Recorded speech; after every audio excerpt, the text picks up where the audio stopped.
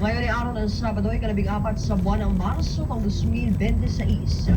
Sa ating mga headlines, labi ng Pinay na nasawi sa missile attack dun sa Israel na iuwi na sa Pilipinas, ang pamilya umaapila ng privacy. Si Senator Ping Lacson nagpayo sa mga dating sundalo na ayusin ang affidavits bago pakinggan ng Senado.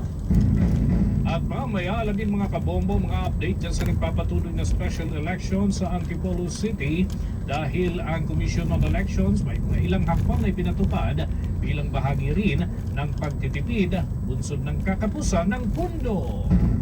Ang Baguio City naman nagtala ng 9 degrees Celsius na temperatura ngayong araw ng Marso 14. At pagtataas sa presyo ng liquefied petroleum gas, hindi raw dapat na ikabahala ngayong buwan ng Marso dahil sapat ang supply ayon yan sa mga manufacturers. Abangan naman mamaya sa ating international news, ang United States military refueling aircraft bumagsak sa Western Iraq. Ang Pentagon naman i-deploy ang United States ship at Tripoli at 2,500 Marines sa Middle East. Sa ating balitang palakasan ng Pinoy Flyweight Champion ay tuluyan ng pumanaw matapos po ang sparring injury na kanyang natamo.